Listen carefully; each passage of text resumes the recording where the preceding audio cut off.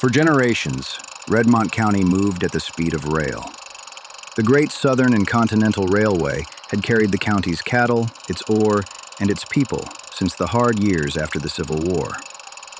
But by 1935, the tracks were quieter than anyone cared to admit. Then the federal government arrived, not with a locomotive, but with a survey team and a promise. The New Deal Highway project brought hundreds of workers into the county.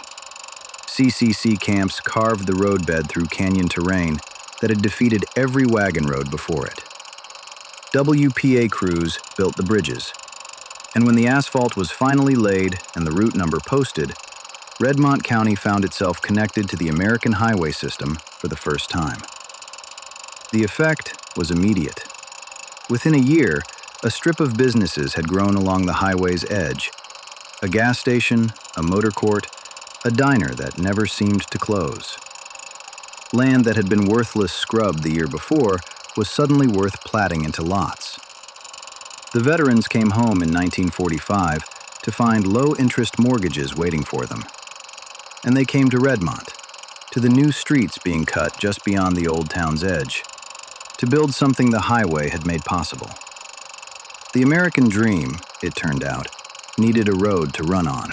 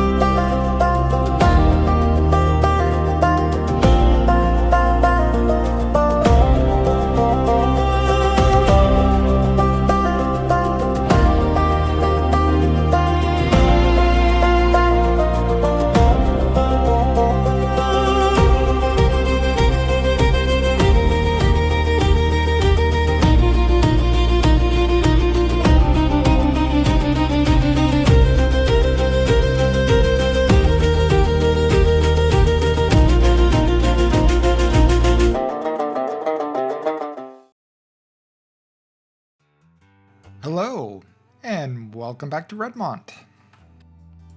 Just getting a wide-angle view here of everything built so far. In the foreground, the small farming community of Willard. Behind that, we have the city of Redmont. Just to the left of that, our little logging community of Light Hope. And from this angle, we can't really see, I don't think we can see Honeybrook at all. For this episode of Redmont, I'm mostly going to be focused on infrastructure development and preparing the city for the next wave of expansion. The first thing I'm going to focus on is expanding the highway infrastructure around the outskirts of the city of Redmont.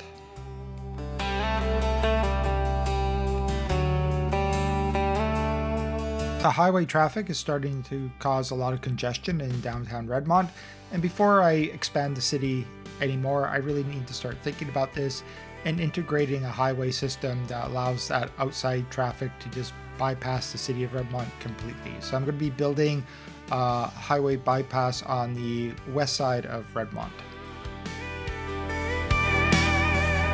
One of my goals for this build is not to alter the natural terrain too much. And because of that, for the highway is going to have to figure out the most natural route through the landscape here. So it's going to cut up through this little valley ravine section here, come up onto a bit of a higher plateau, and then descend down and reconnect with the highway on the other side.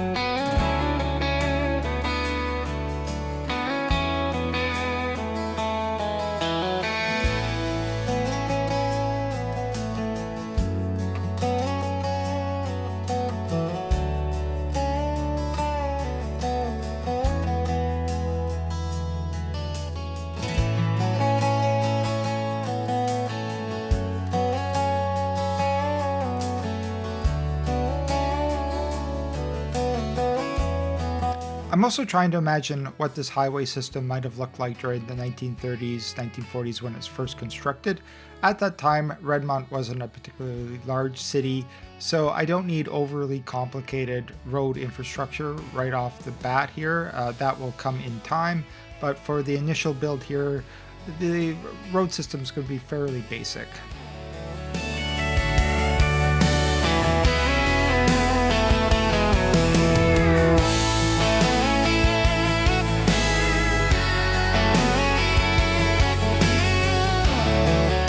This roundabout connection I'm building here looks just really awful. I'll be coming back and correcting this in a little bit.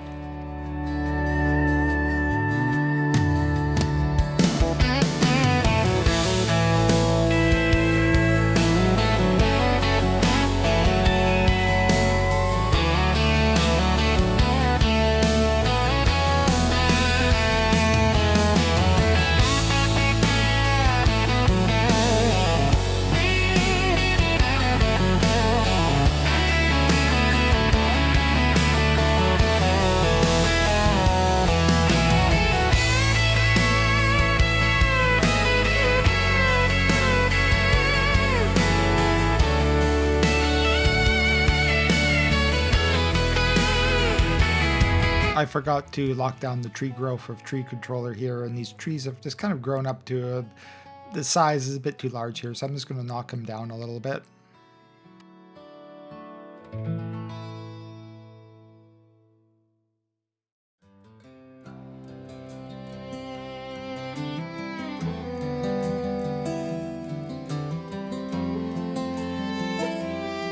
Yeah, that roundabout was just not working correctly, so I'm going to come in here and draw a proper traffic circle with just a highway.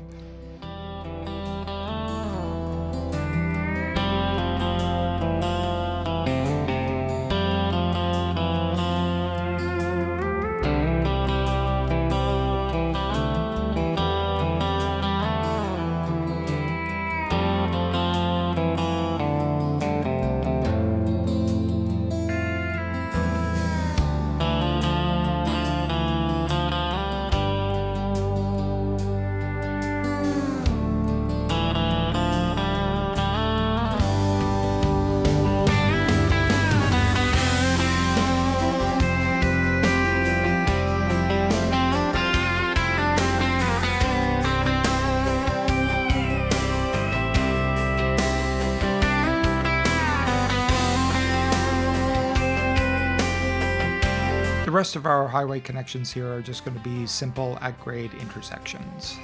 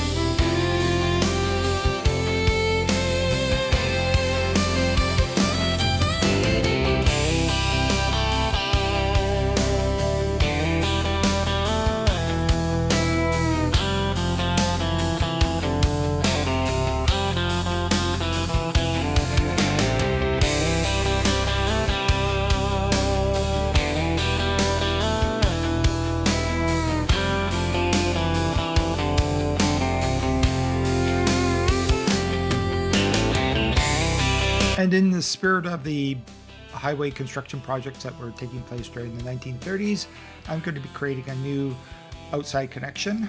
We're going to be following this rail line that we established a couple episodes ago.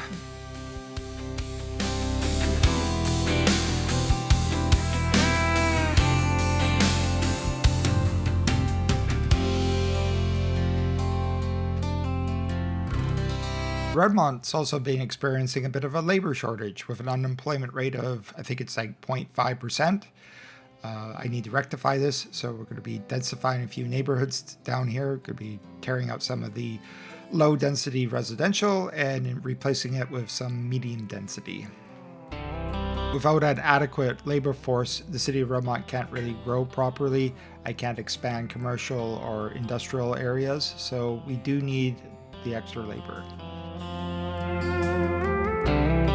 And that's the perfect opportunity to add some new player-made assets.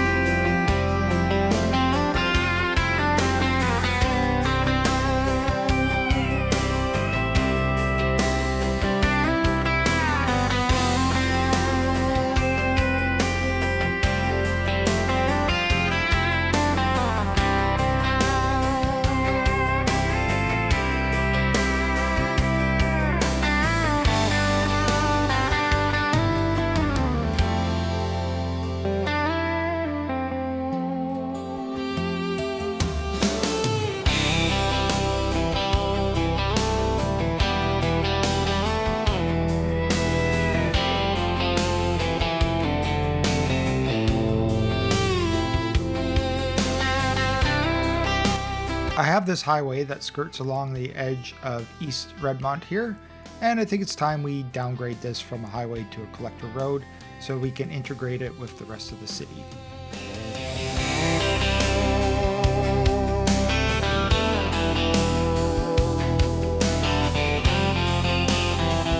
I'm also going to be laying out road networks here for new suburban developments.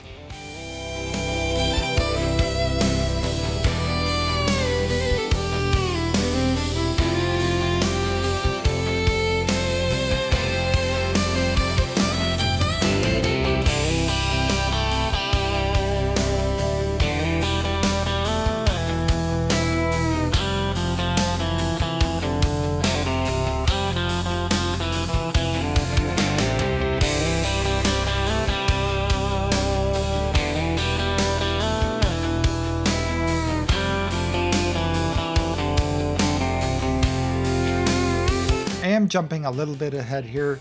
The suburban neighborhoods I'm constructing down here are more in the style that you would find during the 1960s, 1970s, and into the 80s. But I am building Redmont as it would appear in 2026, so this makes some sense.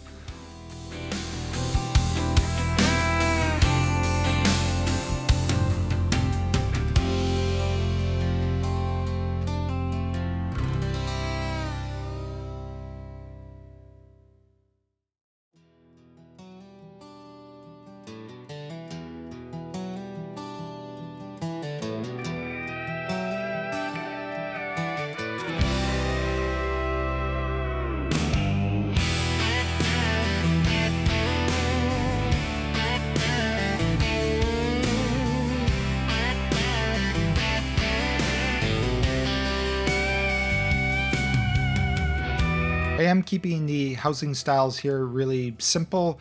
I'm restricting myself to a handful of building types. This is to represent single developer building projects, which is usually how these neighborhoods were constructed.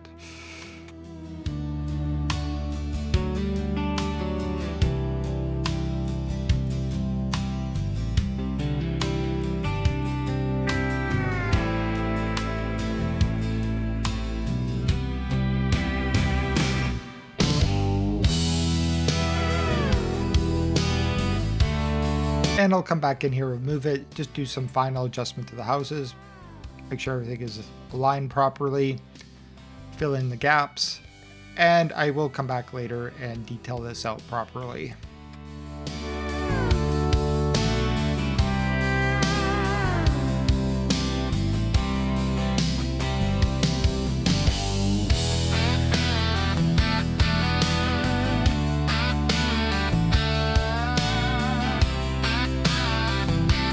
trying to imagine a couple of different neighborhoods here. Some homes represent entry-level homes. Other neighborhoods are a little more upscale.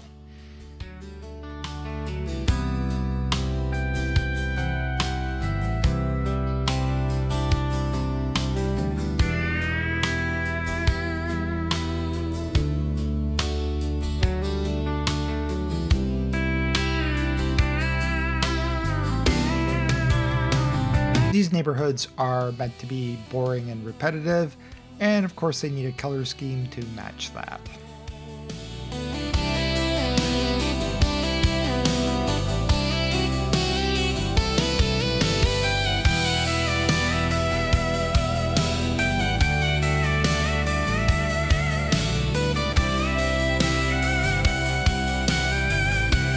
I don't want these new commercial buildings to connect directly to our collector road. That would just cause traffic issues. So I'm going to orient everything to a service road that's going to run behind. Everything's going to be completely visible from the collector road. If you live in any American city, these sorts of commercial strips will be very recognizable. When it comes to the actual commercial businesses, I really do enjoy creating my own fictional businesses to fill my city. But for Redmont, I really want the opportunity to incorporate some of the amazing assets created by the modding community. These commercial assets are just incredible looking. It also fits in with the aesthetic of Redmont. I really want it to feel like a North American city, so these businesses are instantly recognizable. You'll see these in every city across all of North America. And somehow it just feels wrong not to include them. I do want to create my own businesses, but I'm just not really at that stage of the build yet. I will be coming back and doing a bit of pruning. I got to delete out the palm trees, some of the vegetation, and some of the props. It's a little excessive.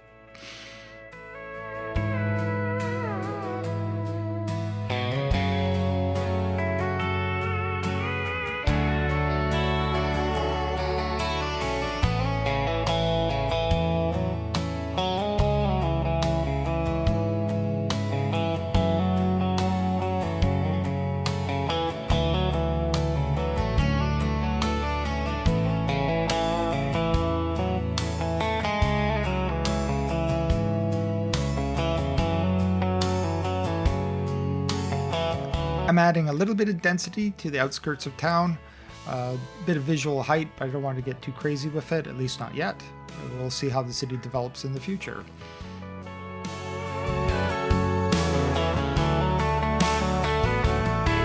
Directly behind our commercial strip, I'm just going to zone in a little bit of light industry.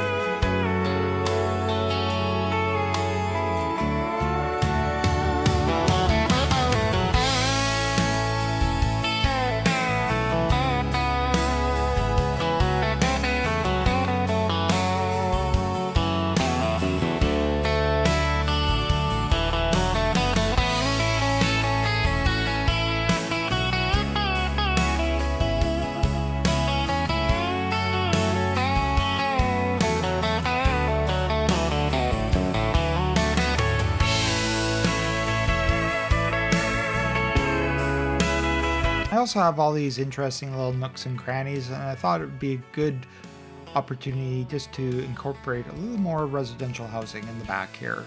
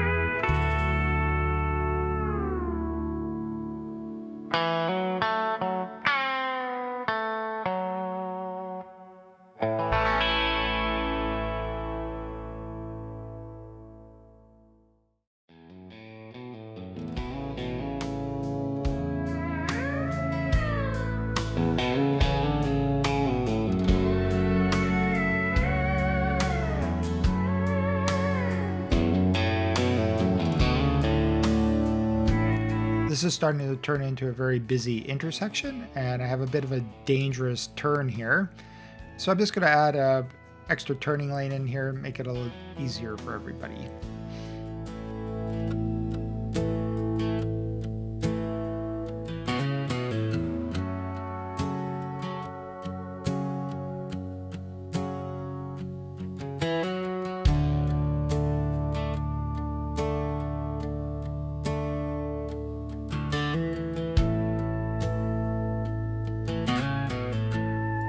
I'm going to be expanding a few residential neighborhoods up into the foothills. I don't want to get crazy with this. I don't want to make major alterations to the landscape, just enough, flatten out enough area just to create small little neighborhoods.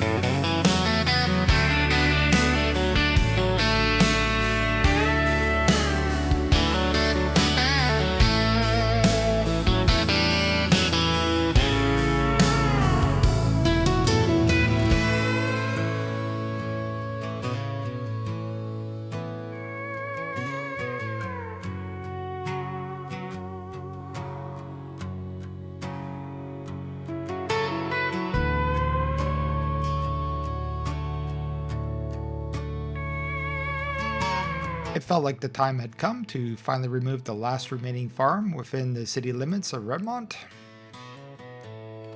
It also felt like a good opportunity to delete out some of the vanilla zoning I did down here. The houses are just really repetitive and uninteresting. And to add just a tiny little pocket of density.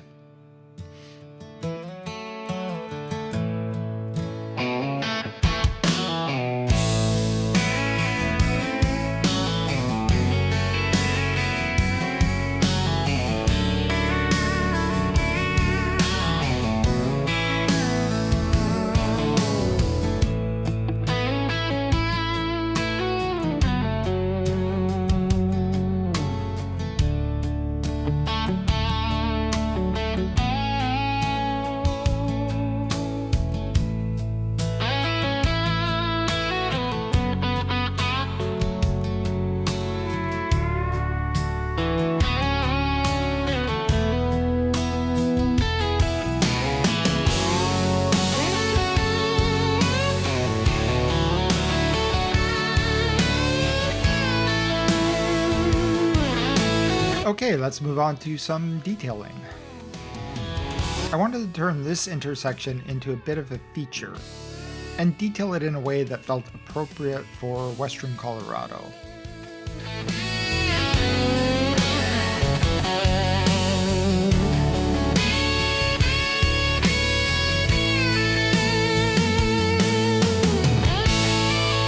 These rock assets came with the cliff assets I've been incorporating into the landscape around Redmont, and I'm going to be using a few of them here to create these rocky outcroppings around our intersection here.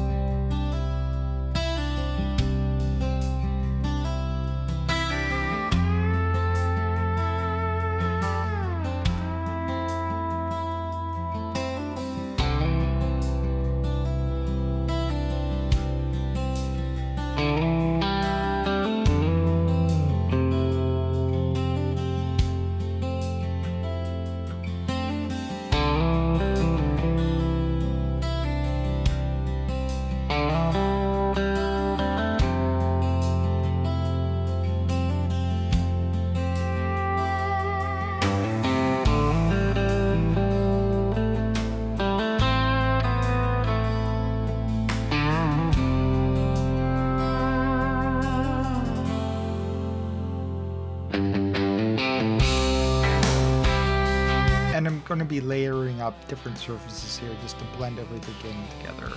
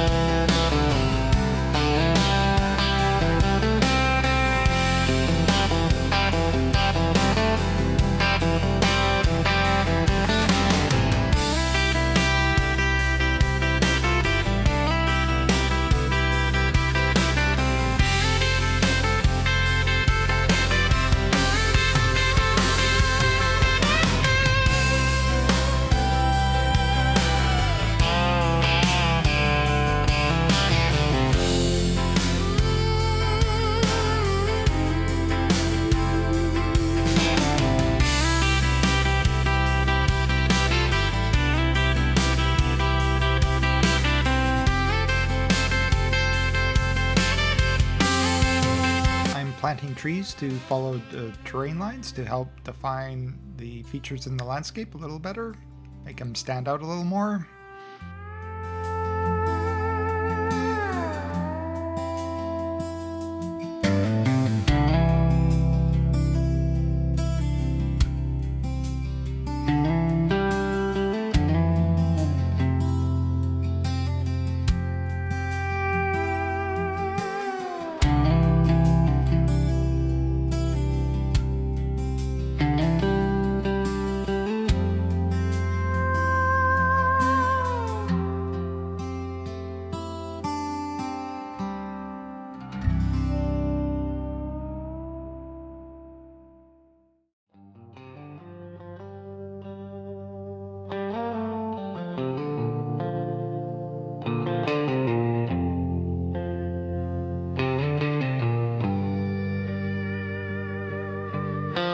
One surface I've completely forgotten about is Sully's sand surface here.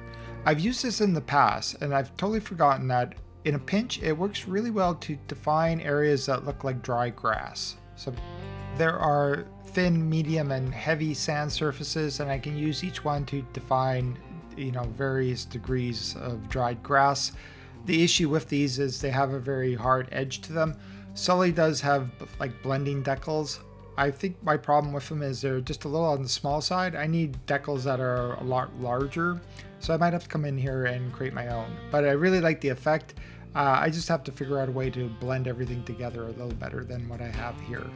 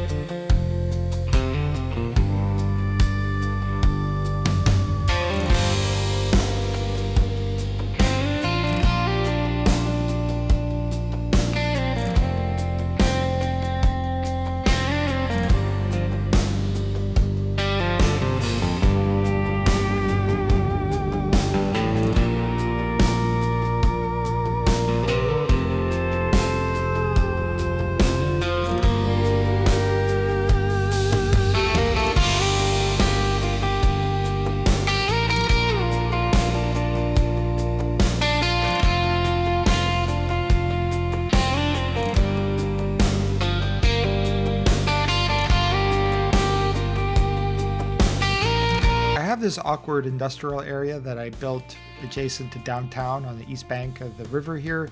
I'm just going to come back in, rebuild it, and detail it out a little bit, incorporate it into the rest of the city so it doesn't stand out so much.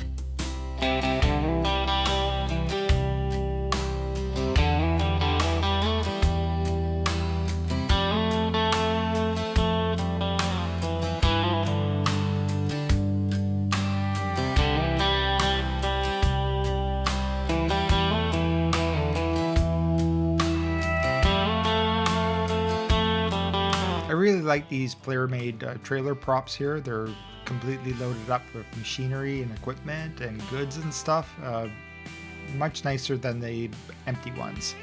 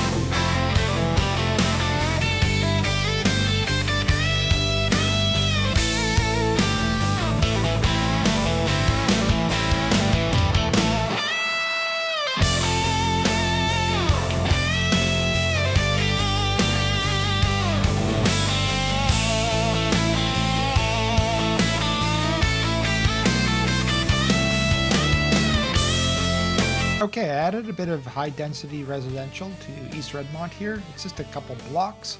I do believe these are now the tallest buildings in Redmont. That probably won't be that way for very long. And I'm just going to do a bit of customization here to some of these buildings.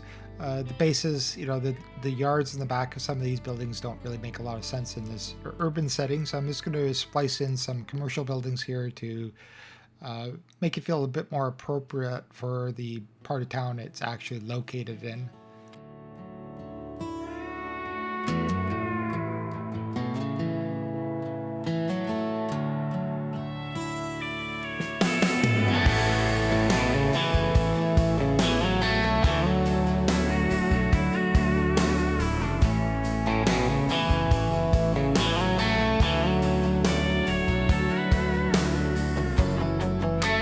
All these buildings, I added a bit of underground parking, and it's causing a bit of a traffic problem down here. So the solution I came up with this was just to convert this road into a one-way. Once I do this, all the traffic starts to ease up.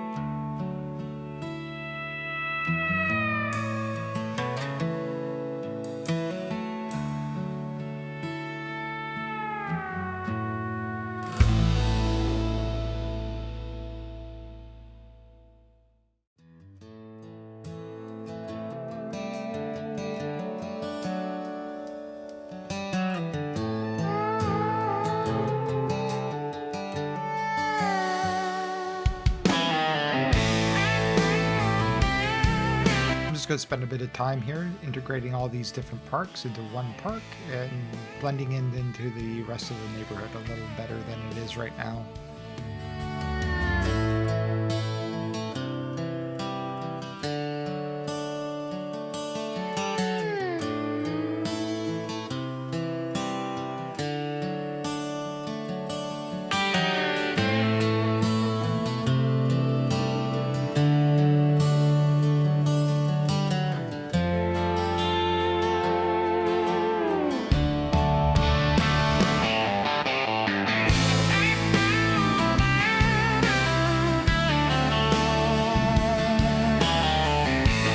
It's at this point in the episode that the patch is released, and of course it completely breaks my game. I'm not going to be able to show you too much of the detailing along the commercial strip here. At this point, I'm just basically deleting off the extra bits that I don't want.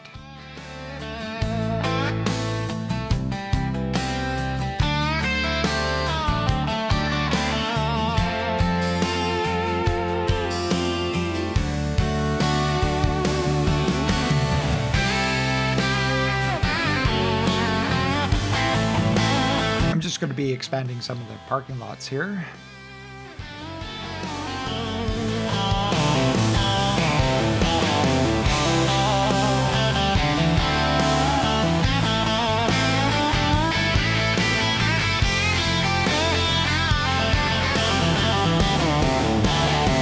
And a bit of light detailing to integrate the lots better with the road network around them.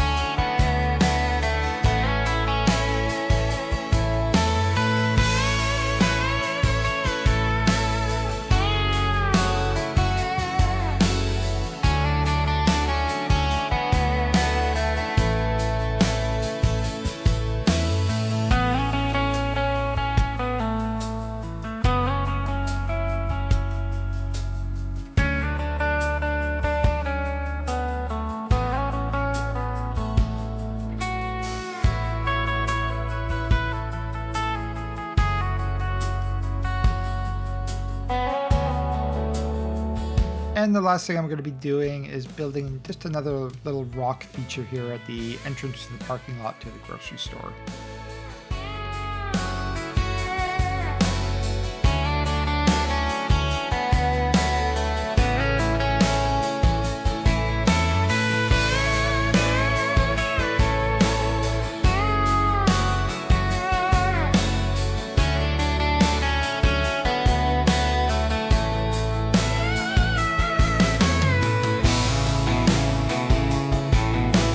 Anyway, that brings us to the end of this episode. Here's a bit of an overview of some of the more detailing I've done. I'll have more detailing to show you for this area in the next episode.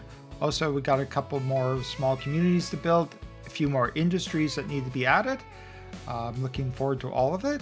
I will see you all in the next episode. Next week, we're back in Monte Palma. Short episode, but a very unique build. I'm looking forward to that as well.